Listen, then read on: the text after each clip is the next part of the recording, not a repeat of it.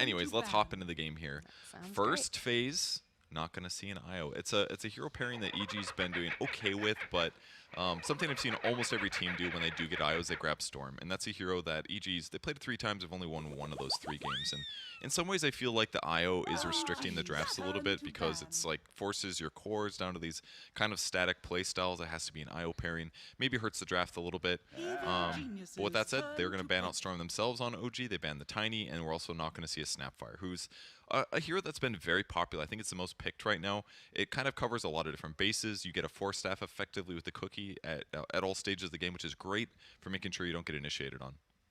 Yeah, it's definitely crept into the meta. Kind of interesting that I know that Abed is very, very fond of that Storm Spirit. It's very strong in the meta. It hasn't had a great win rate, though. According to the stats man that we have, I think it's Lemaire who's been doing that for us, bless him, has shown that it's like a 33% win rate so far. Yeah, it's a bit rough for him. But what I think is important is that, or at least what I've seen so far from all the games, we've seen a moderate amount of Storm Spirits, and I feel like I haven't seen a lot of games where Storm seemed like insanely good. It's obviously great at initiating. It's going to be able to jump across the map and start team fights. It pairs well with IO on paper by all means because you can jump so far, get that disable, set up the relocate timing. But in most other situations, we've seen Storm Spirits punished. We've seen them slow to catch up. They've been behind in net worth as a whole. But teams still value it, clearly. And if it does have a good game, maybe we just haven't caught him on our streams. So Monkey King is going to be the opener for EG. Seeing Crit playing this in pubs. Teams across the board have it on the table to give them their win the lane type things if they want to play as a core. So gives EG great flexibility to start things off. And there's another great flexible hero. Yeah, we've been seeing a lot of Elder Titan recently, especially because of the fact it gives you such an advantage around that Roche pit. You've got the ability to go throw out the vision and also just to disrupt everything if you're in the right position. So you have to make sure that you know exactly where he is if you're going for that Roche. But also another fun fact too, with the Monkey King getting picked up over on Evil Geniuses, obviously very, very popular. This is a hero that can be run really in multitudes of positions right now. But also, I believe OG has like a 96% win rate with it currently as well. So definitely snapping it out of OG's hands, you know, taking that monkey business away from them. They thrive on that power. Which makes a lot of sense because it is classically one of their heroes. It's been one of the first heroes Topson was known for right before he got to TI 8. And then Seb flirted with it for a while as the offlane when Witchblade came out, or at least they tried to make it work in the offlane. I think that was DPC Season 1. Didn't quite work great there, but obviously their support players are going to be excellent on him as well. But the Magnus and the ET kind of covers a lot of bases. It's going to make it easy for them to steroid up whatever carry they end up going with, or mid player depending. And then skewer plays are very effective as well to forcing your opponents in slightly bad team fights because there's just such a fickle like game where you have those tanky heroes in the middle between where their team is and yours, and if you can just skewer him back to your team, it doesn't feel bad anymore to kill that tanky guy. So Magnus can be really powerful anyways, and it's a Seb special. So it makes a lot of sense for OG to open with this. And plus Empower plus ET combos is just going to be really effective. RP them together. Whoever is going in is going to have Empower, and then ET's going to be able to amplify all that damage by a huge amount. Definitely see those synergies coming out bright and early for the side of OG. They pick up the Tide Hunter for Ice, Ice, Ice. That's what I'm assuming. Have seen, you know, some movement with this hero, occasionally placed in the mid lane, not necessarily solid in just the off lane. And supports as well. We see teams sometimes go for that, and it seems okay. You don't have as much ability to be tanky, but in a really aggressive place, but it functions as a support if you really want to go that way. So, and EG is definitely one of those teams that's willing to switch it up occasionally to do some weird stuff. But yeah, Tide as a core is typically going to feel a lot better for a hero. And against potential ET support, Tide functions pretty well. Anchor Smash doesn't reduce the bonus damage that ET gets with his Spirit, but having damage block and Anchor Smash is a good way to help offset that harass that ET applies to either himself or his lane partner. But we've seen a lot of Tides in some of the games we've covered. S4 played a pretty good Tide the other day. We saw Old 11. Old 11 was incredible. That man, when he's in for a fight, he is in for the fight. The rest of the team better get there really fast. Yeah, he's been doing a really good job. But almost every Tide I've seen has had pretty solid performances. And there's a lot of cool dueling combos as well with Tide due to minus armor. It gives you some Roche capabilities. The general team fight advantage stuff that Tide provides is just really safe and secure. Guaranteed disable on a lot of heroes once you get Blink, and then there's almost always follow-up. So having 2 stuns right off the bat for EG is going to make getting these pickoffs feel a little bit easier. So Tinker bans now from EG, something they're worried about. See an Ember Spirit ban, though something EG's been successful with on Abed. They have a pretty good win rate with that so far. And if you do have a playstyle where you want to poke a little bit and fish for the right team fight, Ember is excellent there.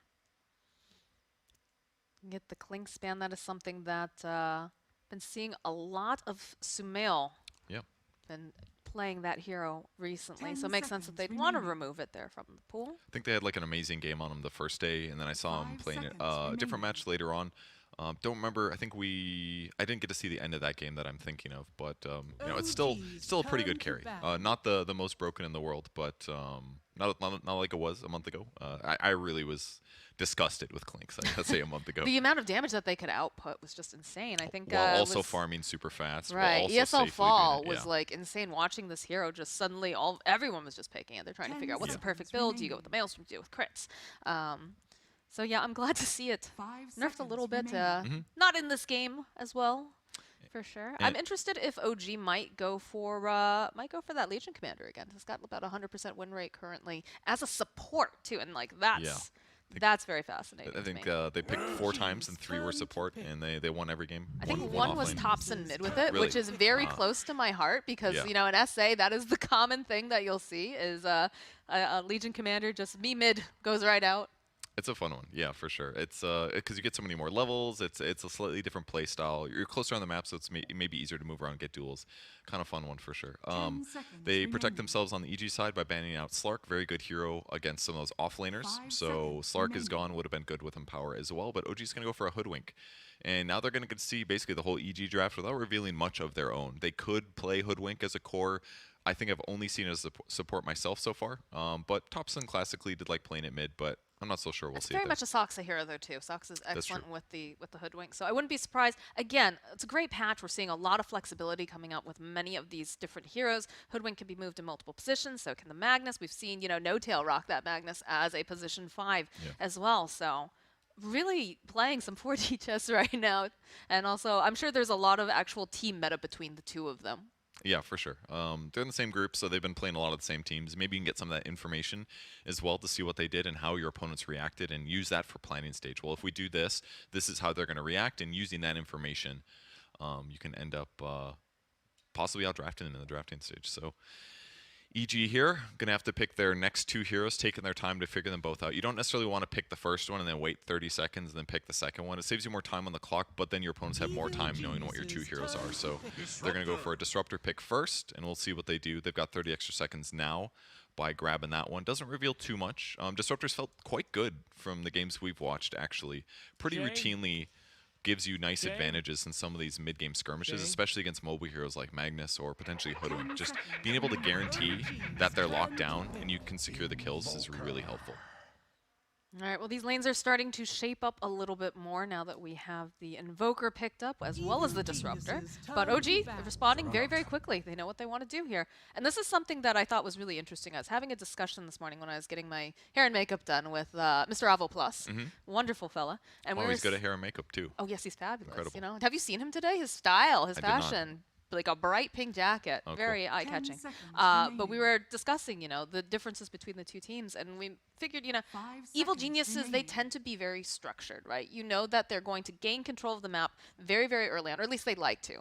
Not necessarily, going for an all-in push strat, but they just have really good control. OG, on the other hand, controlled chaos. You're never sure where they're going to go. EG, I'm sure, probably aware of this, considering, they're one of the best teams in the world, but it's always a guessing game when you're playing up against OG, not only for how they're going to lane things, because let's face it, Thompson does crazy things all the time. No Tail likes to be very flexible too, but also they don't necessarily play the map the way that some of the more traditional teams might, right? It's a mind game when you're going up against this. Yeah, and that's very important because most teams now or basically all teams now are very good at restricting information. You only show some heroes, and everyone else wants to stay off the map pretty much all the time. That way you have to play a guessing game. Where do we really think they're ganking? A lot of teams are great at scanning those out, but if you just play aggressive at various points on the map, even if your team's not behind you, your opponents a lot of times have to just respect it and be like, well, you're there, you're playing aggressive, there's a good chance that your team is behind you, and then they gank somewhere on the map, the other side of the map instead. So it really just makes you split your resources and makes your game become less effective. And that's certainly one of the reasons OG won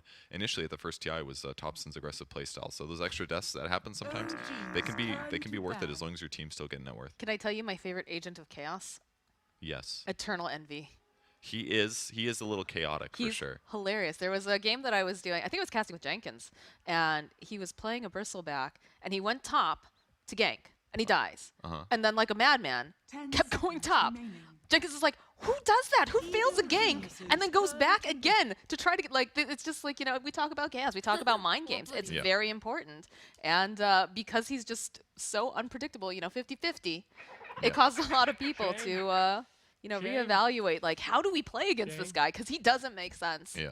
All right, last pick for EG here. OG's banning out 2 carries, so they're expecting the Monkey King support, which is fairly likely. They did round out with the Juggernaut, which is pretty effective against Tidehunter in lane, typically. You just have to get him a bit lower, then you go for the spin kill. And Anchor Smash doesn't work through Blade Fear anymore, so that's pretty nice to go for them. And they're going to go for Shadow Shaman. I don't think I've seen any other Shadow Shamans in the games I've caught so far, but this is going to make it easier for them to take towers. Monkey King is going to be their carry as a result. He's going to be laning likely against a Magnus. It's going to be a little bit rough for Mag, but you can always skewer away. Or Hoodwink can cover you, so I think it's not going to be too bad for OG in that lane setup. But Shaman does give them some really nice disables to help them disable Jug as they're about to team fight. And if they do that, it means that they're going to be able to disable follow-up, probably kill Jug easier. But now because of their support duo, they're like 2 squishy guys that don't have much mobility. Clockwork looks really solid to me. And how does this change things up? Basically, no difference other than Topson going to be playing Hoodwink. So that's the big difference maker here. Mid, Hoodwink.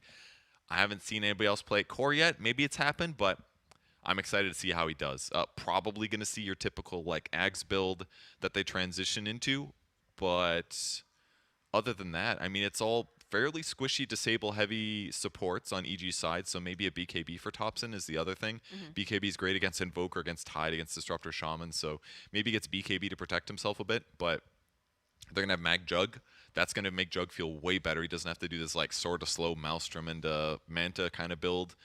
I like OG's draft, but EG's has a lot of good potential as well. If Jug gets a bit behind, I feel like they're going to put so much pressure on the map with Monkey King carry and Tidehunter playing and farming very aggressively, and the supports putting pressure on towers, looking for glimpse grabs. It's going to be a really good game. Can't wait to see what happens. For sure. I'm interested to see, too, the way, you know, we do have that Empower that Sub will be able to place over on Smail. I'm interested to see how OG decide to play this, right? Because there's 2 ways of running this. You can have them just have Smail off on the side doing his own thing and then have the rest of the team moving to create that movement. Or do you play nearby and you have him join in early? That's a good question, especially for OG historically. When Ana rejoined them for DPC Season 2, the play near them thing was absolutely what they did. They stuck together very often, looking for kills, and just to rotate over, drop a healing ward, walk over, do a spin, then go back to farming. He might end up playing near them a lot, but the fact that he has a Magnus makes me assume, like, he's going to want to stay near Seb to get him power once in a while, of course, but makes me assume he's going to hit creeps a little bit more abundantly, especially because he's effective if he can spin first. Voice lines have begun. It seems like everyone's very excited. We get to have fun dropped by Crit. No Tail was just the birthday boy as well the other day, so he's got to be feeling very excited. That's first TI with birthdays, right?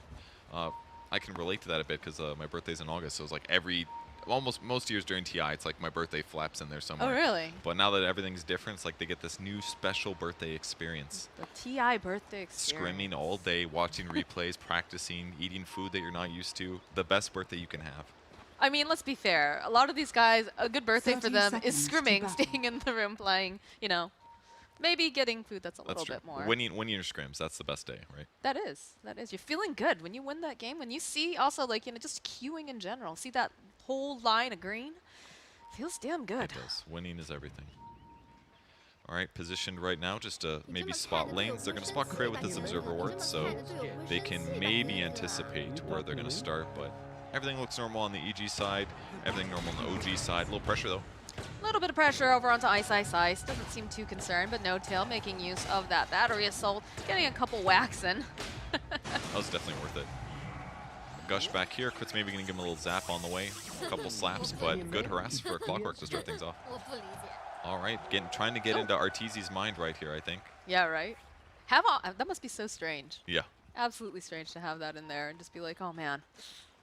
Do you With know what it that translates emote, to? No idea, but I see that winky emote they're using with it. Do you think it's sassy? Got it. Yes.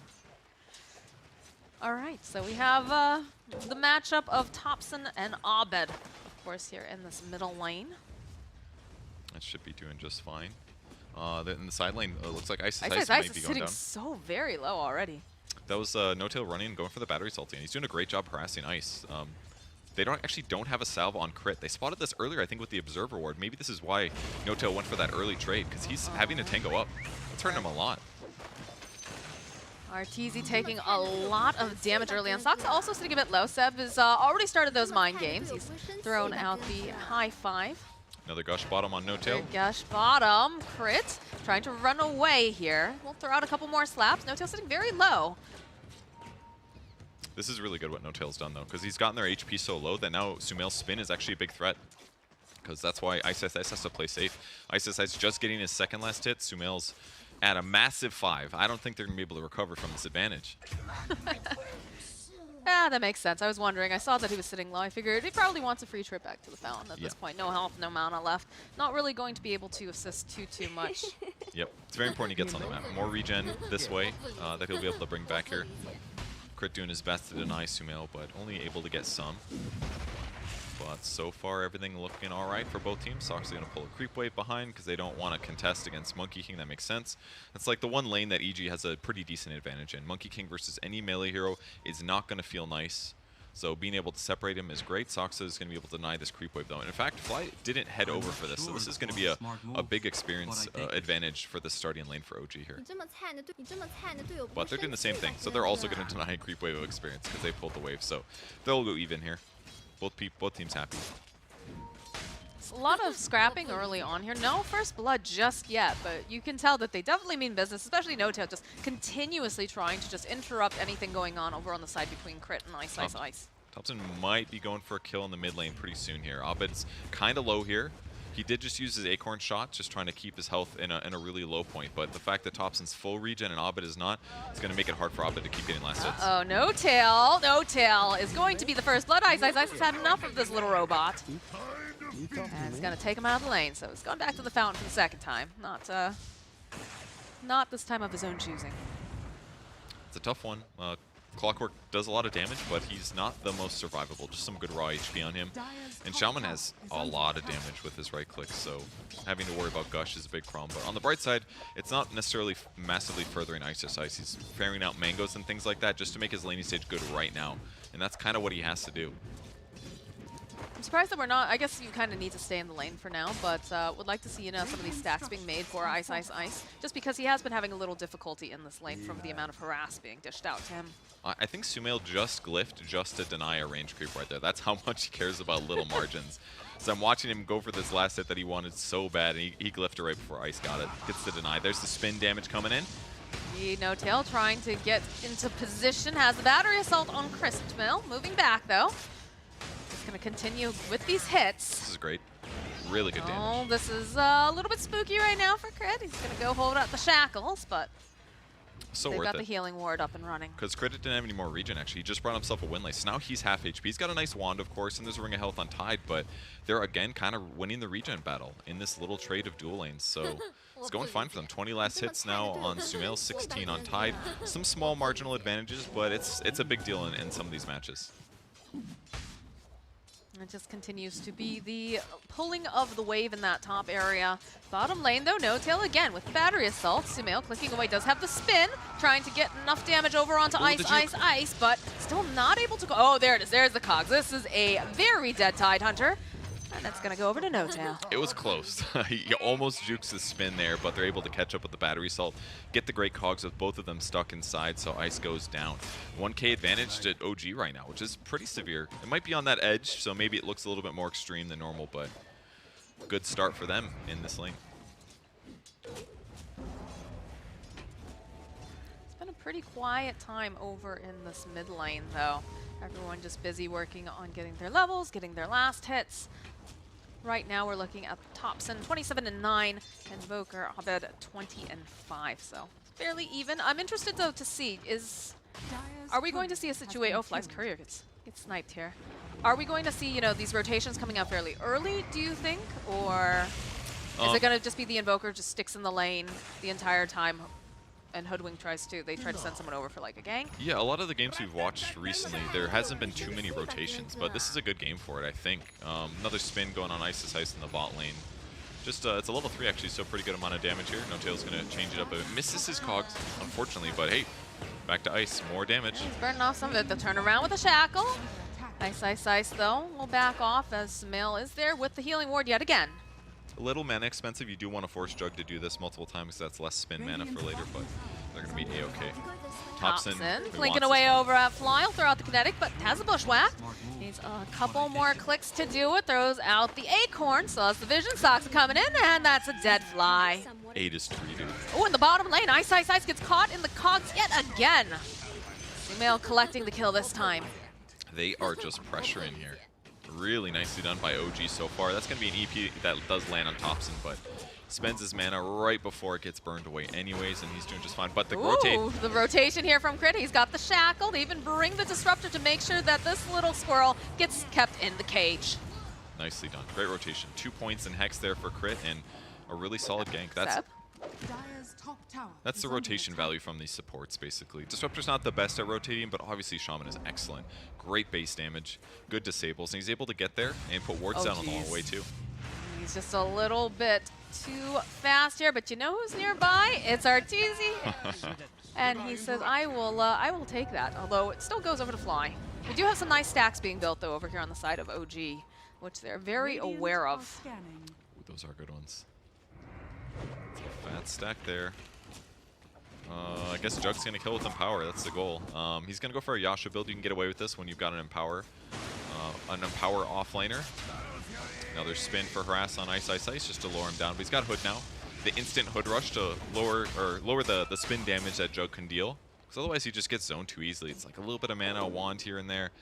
And he just has to play defensive and not get as much farm. But he is struggling. 24 last hits now compared to Smail's 46. The Jug really paying off here with the clockwork as well. Oh, and there's the Omni Slash bottom too, but it jumps to the neutrals. A little unfortunate. Unfortunate for Smail. Ice though is still climbing away, and we do have another whole little fight going on as Saksa is trying to run out here. Nice boundless landing coming out from Arteezy. I'm not sure they're going to continue to follow though. And this is what I wanted to see. I wanted to see, now that Fly has noticed that they have all these stacks, I would almost like to see them maybe rotate up the Tide Hunter.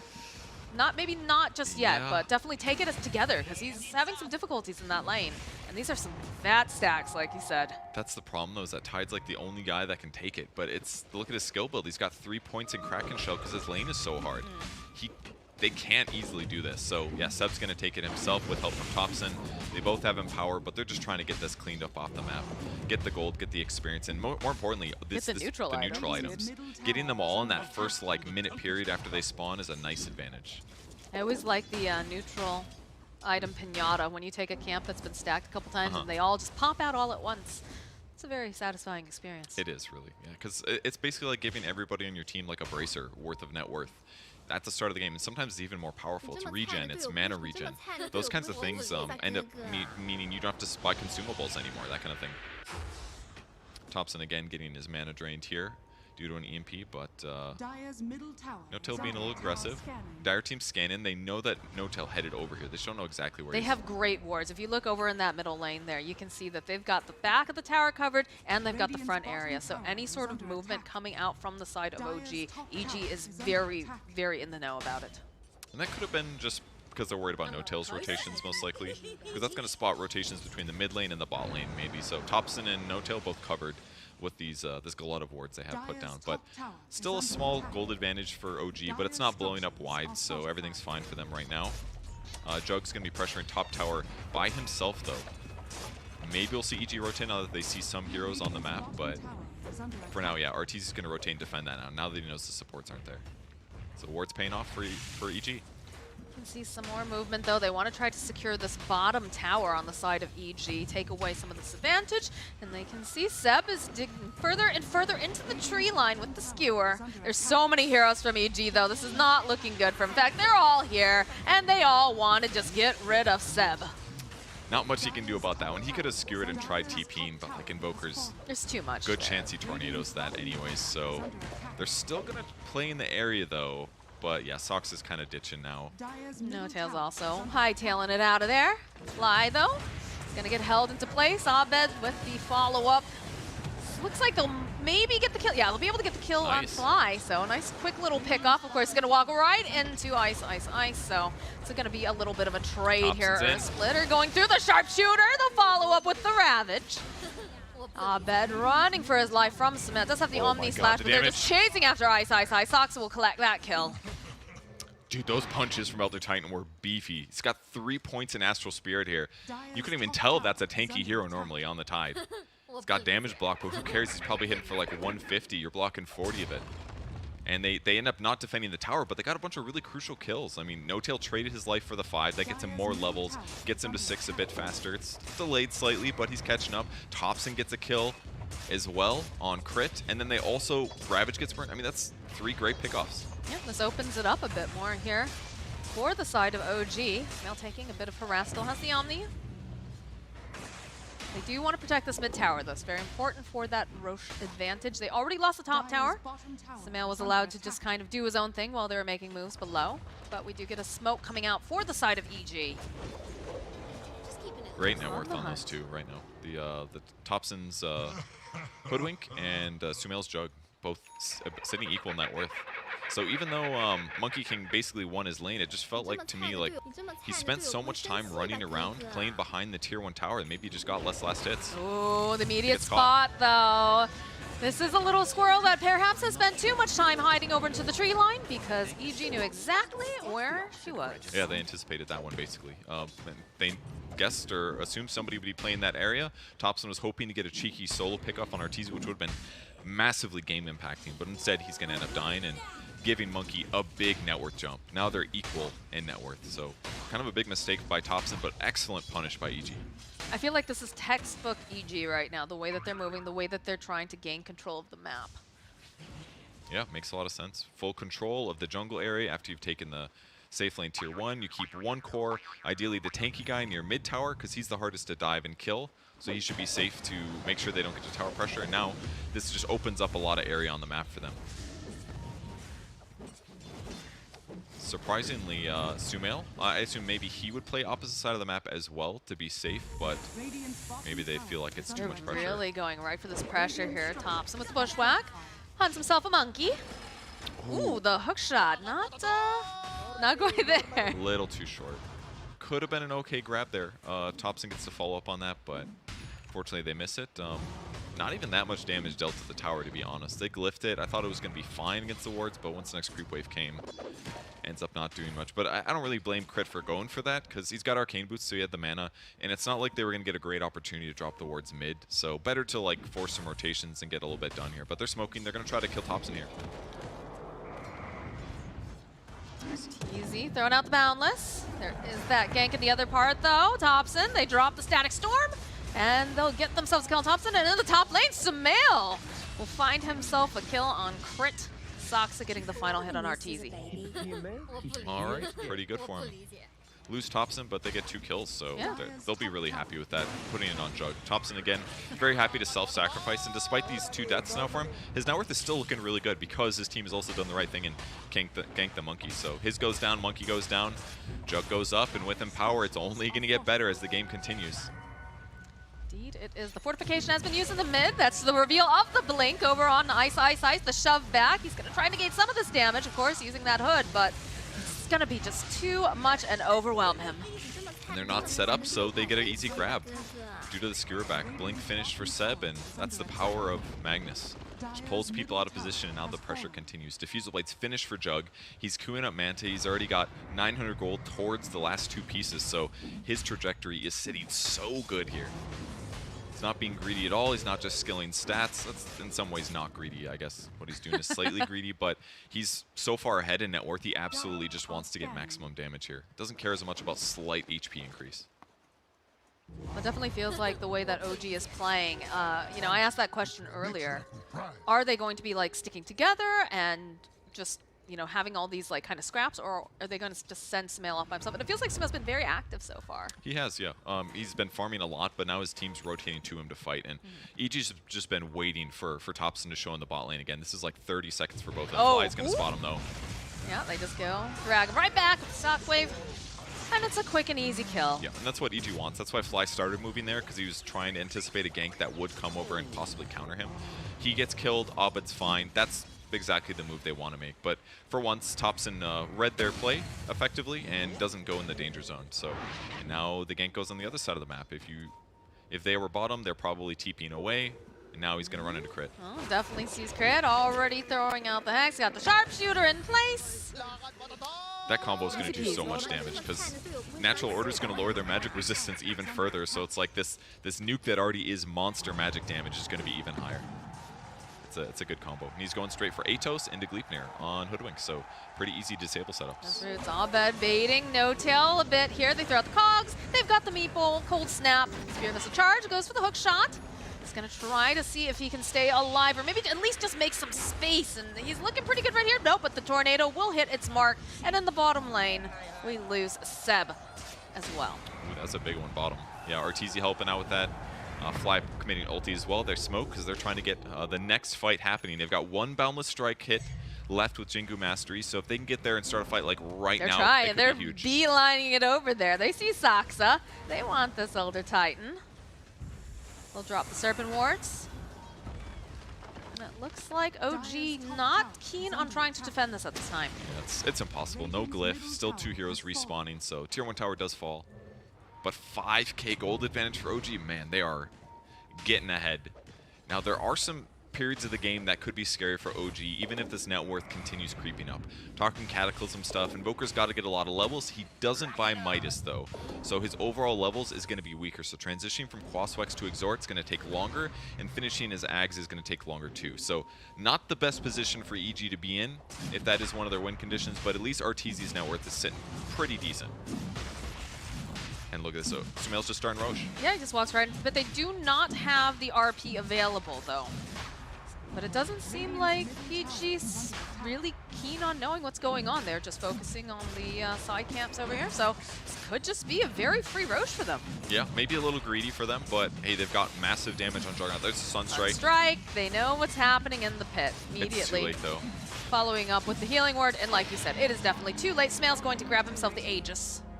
When you start Roche this early, like the damage you need to deal, when your damage is like this oversized for Sumail like it is, it just gives him this opportunity to easy early Roche. And all it took was a couple bodies and a healing ward, and boom, they get it. So another big pickup for Sumail, more gold for his team. In the meantime, EG was just worried about getting jumped on or picked off, potentially controlling their area, and they just couldn't contest it. But they're behind in net worth, so it makes a lot of sense that OG took that opportunity.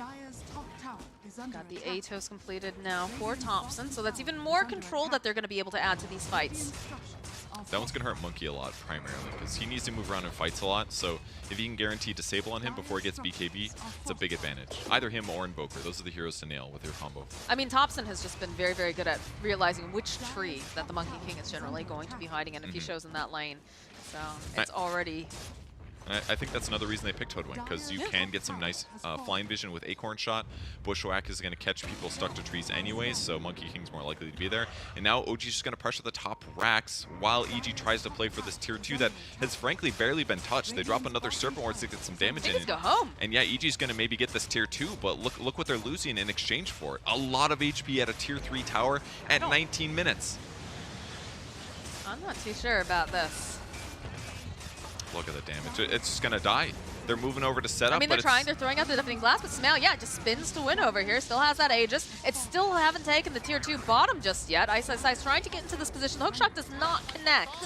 Okay, could be better for EG to initiate now, knowing Clock can't get a disruption fight here. But you're like, look at the positioning of Sumail and everybody else. They're sitting so far back. They're just letting him, you know, be the brave guy up front. He's got the Aegis, the Hex, of course, right forward again, but he'll get a shackle. Crit just lets go. He's like, well, guys, I don't know what else I'm supposed to do here. I need someone else to come in with me. I need the rest of the team because we don't want to just blow some of these big team fight ultimates on just Sumail. Again, who has that Aegis? They're just literally watching him they cut gotta apart disable. the base. Over on the Fly. side, oh, that's just a very dead disruptor. Sumail seeing this opening now, going to start rolling around or over onto Crit. The Hex comes out, ice, ice, ice. Trying to get into position. Zeb going in for the RP, but it's a beautiful tornado. Get Crit, oh, they'll take down Arteezy. Ice, ice, ice now, having to move away. Zeb sitting a bit low, No Tail throwing out the cogs. They have the Gleipnir over on the two supports on the side of OG. What an advantage now, and with some buybacks as well, the net worth goes insane. 12k advantage for OG at this point in the game. It's so difficult for EG to initiate on them, but with Thompson getting that pick off, now the rest of the game is looking pretty straightforward. OG's not going to stop. They've got 2 whole minutes left on this Aegis. Getting Aegis and then opening this up just completely changed the game. They haven't been able to touch Sumail. You saw, like, Crit, at one point he gets the shackle off, and then it just throws his hands up in the air like, well, guys, what am I supposed to do? I can't do anything else. They have 98% win rate, hope. Oh, gosh, right into the backlines, right onto Crit. They know that he is a big part of that. They'll follow up with the Ravage, but where's the rest of the damage? Where's the rest of the team? Arteezy joining back in, does get the kill on No Tail, follow up with the Boundless. They've already got Soxon just running after Arteezy. Look at that damage! Oh my god, there was an Arteezy there, but they just give up. I'm not surprised. I mean, he had to get BKB because they've got to take this fight, but they've got an Elder Titan that's got Ags. He's got 4 points in natural order. So Monkey King walks in, 0 armor. It does not matter that you have lifesteal if you do not have